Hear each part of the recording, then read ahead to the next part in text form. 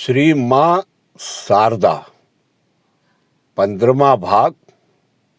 जय ठाकुर, जय माँ। ओम शिव शिव शिव।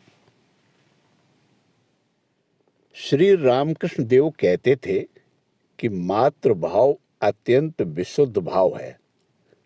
माताओं के द्वारा ही मातृभाव का विकास होता है।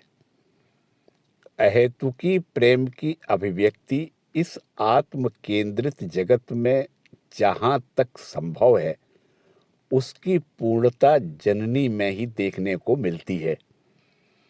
संतानों के सुख से सुखी तथा संतानों के गौरव से ही जननी गौरवान्वित होती है। जीवन का उन्मेष होते ही स्नेह ममतामयी जननी के साथ ही जीव मात्र का सर्वप्रथम परिचय होता है। नवजात शिशु नेत्र खोलते ही इधर उधर देखने लगता है। वह किसे ढूंढता है?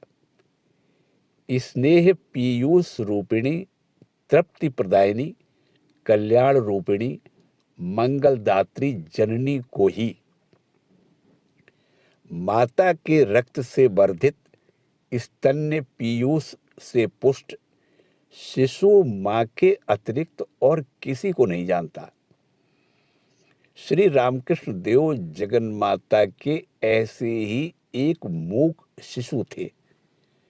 वे अपने जीवन के अंतिम दिन तक मां का आंचल पकड़कर चलने वाले एक बालक थे।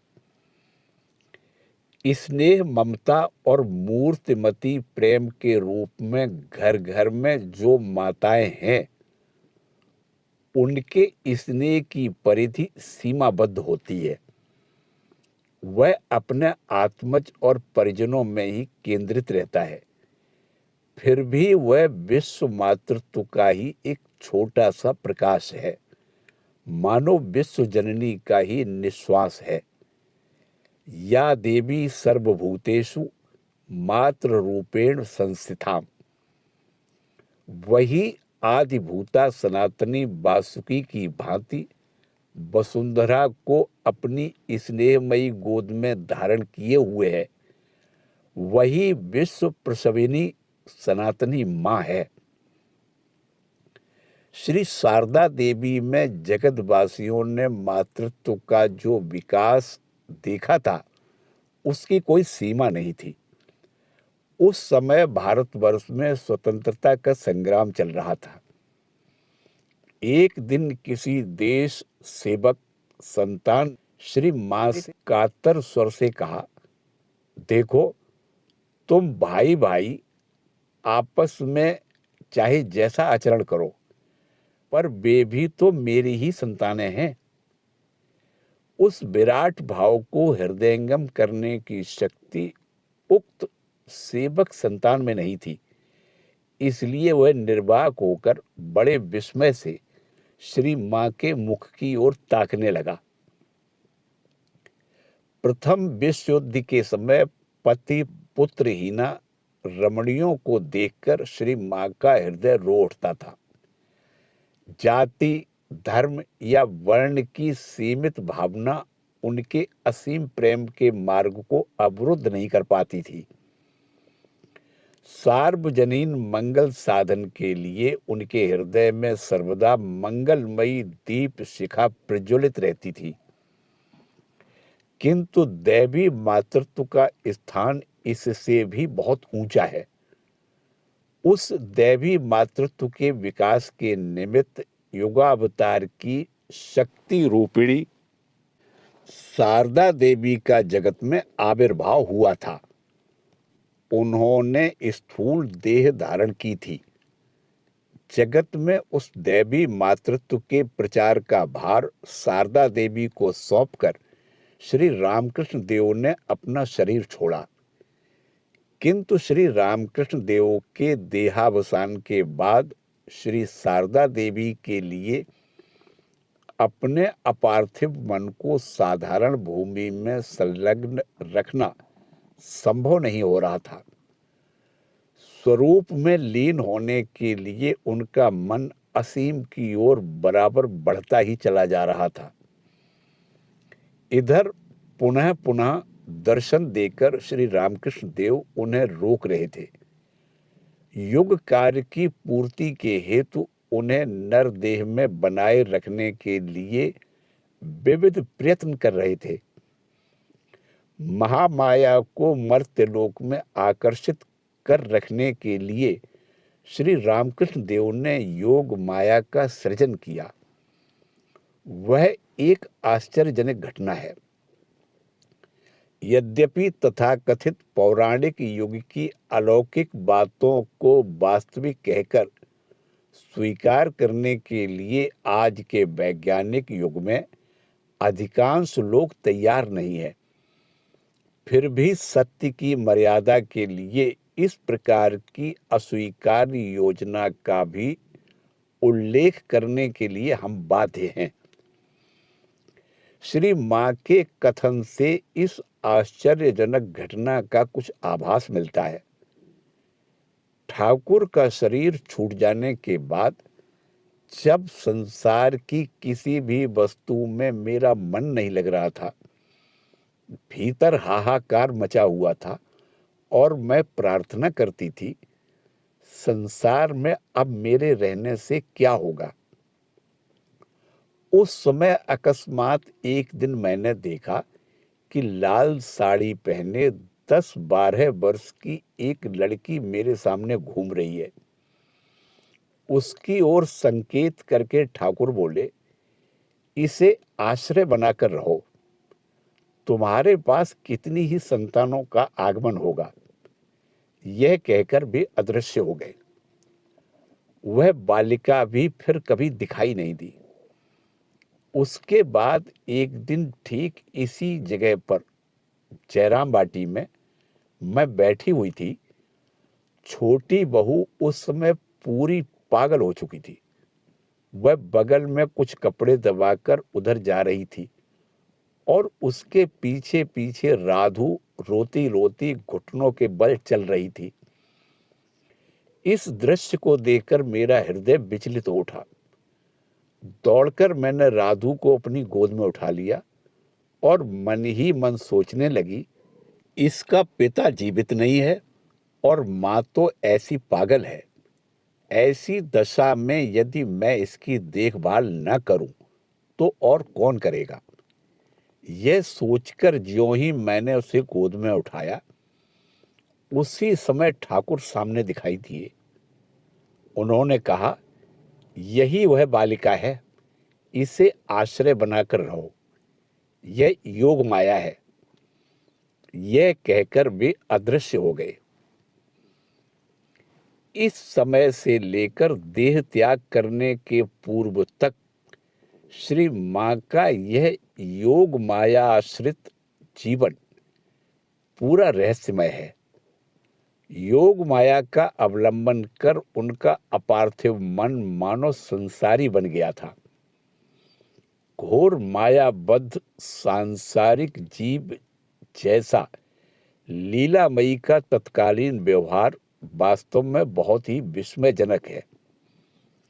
वह अभिनय भी इतना हूबहू और सर्वांग सुंदर हुआ था कि श्री मां के त्यागी शिष्यों के हृदयों में भी, जो उन्हें साक्षात जगदम्बा मानकर उनकी पूजा आराधना करते थे, संशय उत्पन्न हो जाता था।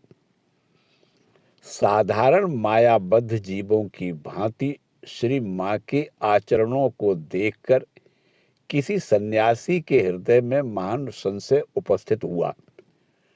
उन्होंने 2-1 बार श्री मां से यह कहा भी था, दिन रात आप राधु राधु क्यों करती हैं? राधु पर आपकी बड़ी आसक्ति है। कुछ उदासीनता के साथ श्री मां ने उत्तर दिया, क्या करूं बेटा, आखिर हम लोग स्त्री ही ठहरी, हम लोगों की यही दशा है। उक्त सन्यासी के हृदय में अविश्वास का अंधकार और भी अधिक घनीभूत उठा। इसलिए उन्होंने अन्य एक दिवस श्री मां से कुछ उपेक्षा के साथ पुनः वही प्रश्न किया, किंतु उस दिन श्री माँ का कंठ स्वर बदल गया। कुछ उत्तेजित होकर वे बोली, तुम इन बातों को क्या समझोगे? तुम जरा मेरे समान कोई दूसरी तो खोज दिखाओ। तब सन्यासी संतान को चेत हुआ।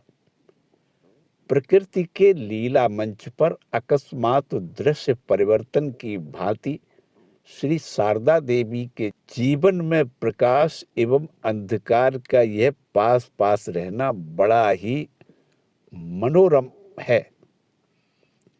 नित्य और लीला में जाना आना उनके लिए कितना सहज था। अपना एक चरण सर्वदा के लिए नित्य में स्थापित कर वे मानो दूसरे चरण से लीला नृत्य दिखा रही थी। नित्य में अवस्थित होकर केवल हाथ बढ़ाकर लीला अभिनय कर रही थी। खाते पीते उठते बैठते हर समय राधु। वे पल भर के लिए भी राधु को अपनी आंखों से ओझल नहीं करती थी। बुआ को राधु माँ कहकर पुकारती और अपनी माँ को मुंडी माँ कहती थी, क्योंकि पगली सुरबाला ने अपना सिर मुड़ा डाला था। महामाया मानो अपनी ही माया में बंध गई थी। इस राधु के प्रति माँ का कितना स्नेह था, कितना लाड़ प्यार था। इधर राधु की पगली माँ के मन में यह धारणा दृढ़ हो गई थी कि श्री माँ ने ही राधु को वशीभूत करके उससे दूर कर रखा है। इसलिए पगली श्री माँ को फूटी आंखों भी नहीं देख सकती थी। किसी बहाने दो चार कड़ी बातें माँ को सुनाने का मौका मिलने पर उसे खुशी होती थी।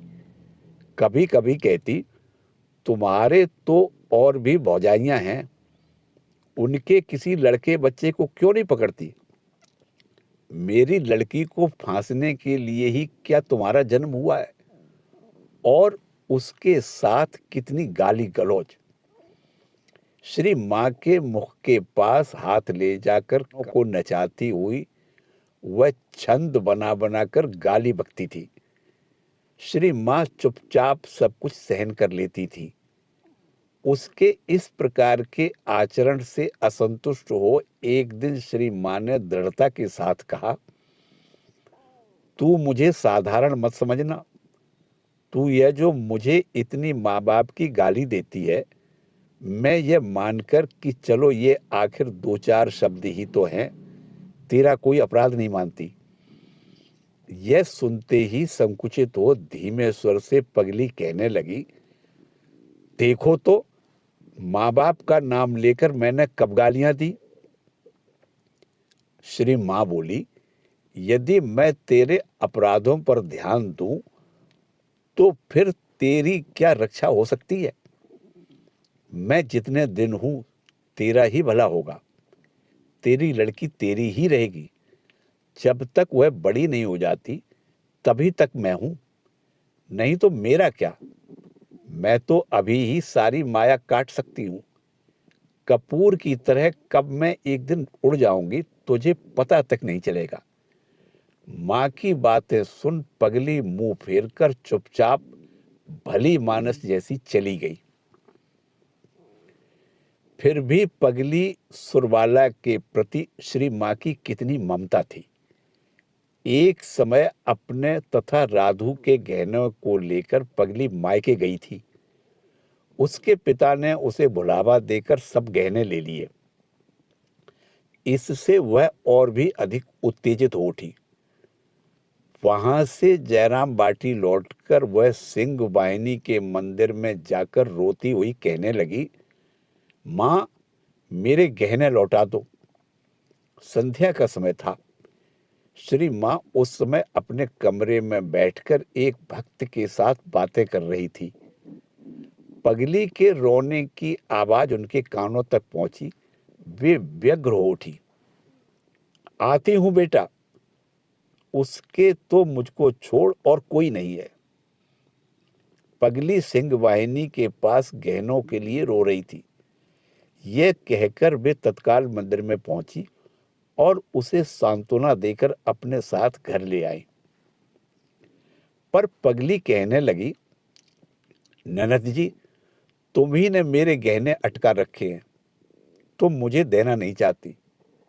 श्री माँ बोली, मेरे पास होते तो मैं अभी तुझे काक बिष्टा की तरह फेंक देती।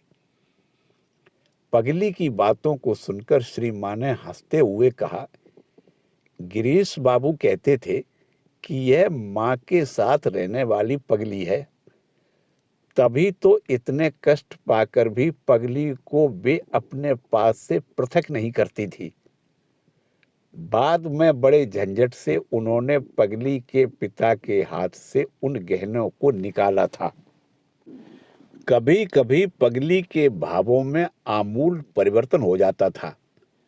उस समय श्री माँ के प्रति उसकी आंतरिकता और श्रद्धा को देखकर सब कोई विस्मित हो उठते थे।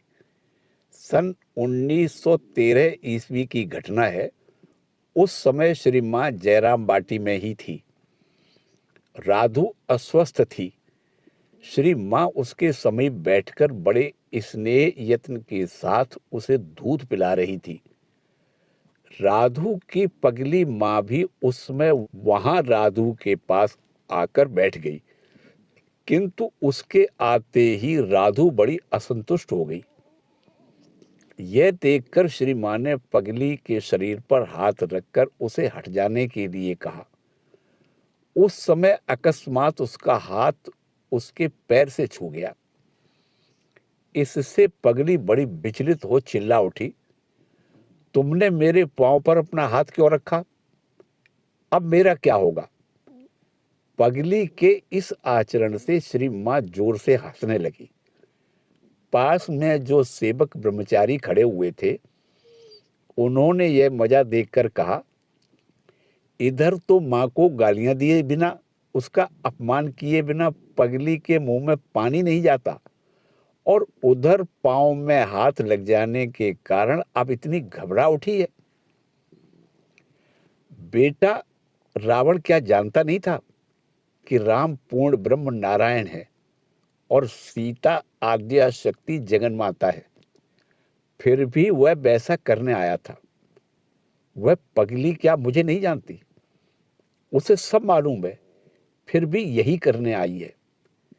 यह कहते कहते माँ के अधरों पर मृदु मधुर हंसी खेल उठी। पगली को यह विदित था कि माँ कौन है, और श्री माँ भी यह जानती थी कि पगली का आगमन क्यों हुआ है। यहाँ पर यह उक्ति चरितार्थ की जा सकती है कि जटिला कुटिला के बिना लीला की पुष्टि नहीं होती। श्री माँ यदि इस प्रकार योग माया के द्वारा आच्छादित न होती तो उनके चित्त को जीव भूमि पर कौन आकर्षित कर रखने में समर्थ होता। श्री माँ का इस प्रकार मायक व्यवहार देखकर बहुत से लोग नाना प्रकार की कल्पनाएं करने लगे थे। भाई भौजाई, भतीजे भतीजी आदि को लेकर मानो वे संसार में विशेष रूप से आबद्ध हो गई थी।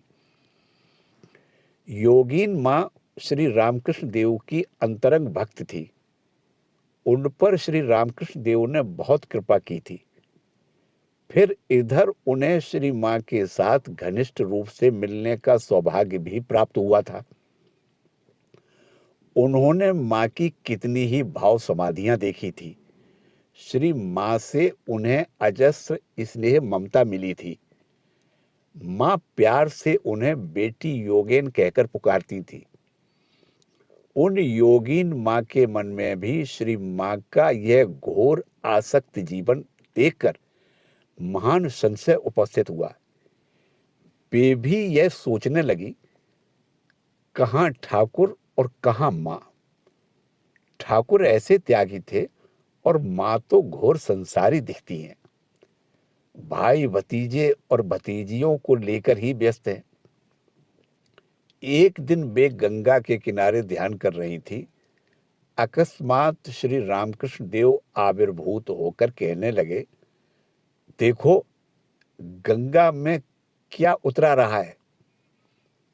गंगा पर दृष्टि डालते ही योगीन माँ ने देखा कि नाड़ियों से लिपटा हुआ एक नवजात शिशु पानी में उतराता हुआ चला जा रहा है। उसको दिखाते हुए श्री रामकृष्ण देव बोले, क्या गंगा इससे अपवित्र होती है? उसे क्या किसी प्रकार का स्पर्श दोष होता है? उसे अर्थात श्री माँ को भी इसी प्रकार जानना, उस पर कभी संदेह न करना, उससे और इसे अर्थ अपने को दिखाते हुए अभिन्न समझना। तत्क्षण गंगा तट से लौटकर योगीन माँ श्री माँ को प्रणाम कर उनके चरणों को पकड़कर कहने लगी, माँ मुझे क्षमा करो। श्री माँ ने स्नेह पूर्वक उठाया, क्यों योगेन, क्या बात है? तब योगीन माँ ने सारा वृतांत उन्हें सुनाकर कहा, तुम पर संदेह होने लगा था, सो ठाकुर ने आज मुझे यह दिखा दिया। श्री माँ बालिका की तरह हंसने लगी और स्नेह भरे स्वर से बोली, उससे क्या, अविश्वास होना तो स्वाभाविक है, कभी संशय होगा फिर विश्वास भी होगा, इसी प्रकार तो विश्वास होता है। ऐसा होते होते विश्वास पक्का हो जाता है। स्वयं श्री रामकृष्ण देव यदि श्री माँ के संबंध में न बतलाते तो संसार उनके संबंध में न तो कुछ जानता न समझता।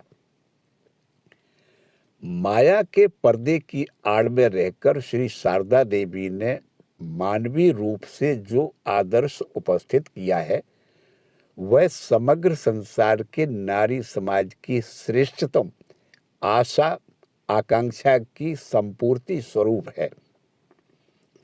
इतना ही नहीं, सारे नारी समाज के प्राचीन आदर्शों की महिमा से बहुत ऊंचा उठकर उस आदर्श ने अपनी उज्जवल कांति से दीप्तिमान हो नारी जीवन के माधुर्य को और भी अधिक महिमान्वित किया है। श्री शारदा देवी ने संसार को पूरे रूप से ग्रहण किया था। संसार शब्द से हम जो कुछ समझते हैं वह पूरा का पूरा हम उनके जीवन में पाते हैं।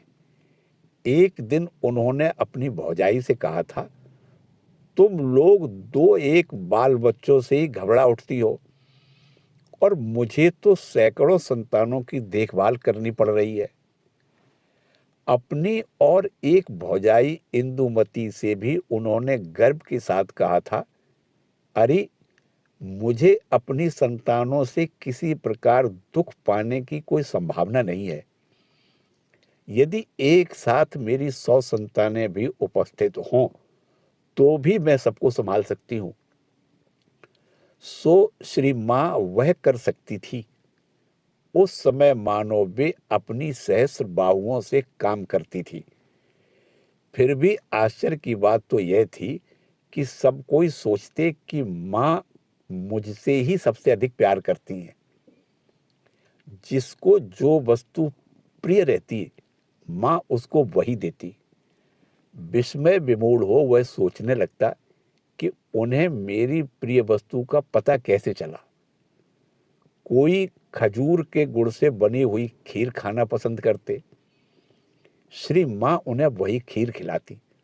कोई पान अधिक खाते, उन्हें दोना भर के पान देती और साथ ही दांत खरोचने की सीख तक।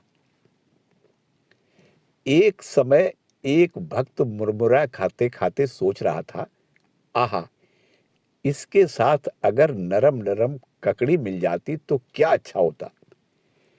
इतने में माँ ठाकुर की प्रसादी नरम नरम ककड़ी लेकर आई और भक्त की थाली पर रखते हुए कहा, खाओ।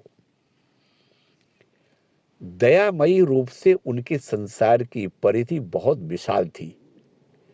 परिजन वर्ग, पड़ोसी, दीन दुखी, पतित तथा और भी विभिन्न परिस्थितियों में उनके दैवी जीवन की दिव्य लीलाएं वास्तव में बहुत ही अद्भुत थी। कठिन जीवन संघर्ष में प्रत्येक अवस्था का उन्होंने हर्ष के साथ सामना किया। इतनी प्रतिकूल अवस्थाओं में भी उनके जीवन का महत्व सर्वत्र निखर उठता था। वे संसार जल में पद्म पत्र की भांति तैरती रहती थी। उत्ताल तरंगों के आघातों से भी न तो वे डूबती थी और न भीगती ही। सदा वैराग्य सौरभ से भरपूर रहती थी। इस संसार में ऐसी पूर्ण साधना भला और किसने की है, और वह भी सब कुछ त्याग कर नहीं, वरन सारी अवस्थाओं को अंगीकार कर निर्लिप्त हृदय से उन्होंने सब कुछ ग्रहण किया था। त्याग के उच्चतम शिखर पर आरूढ़ रहकर संसार में रहते हुए वे दिव्य साधना दिखा गई। जय ठाकुर, जय मां।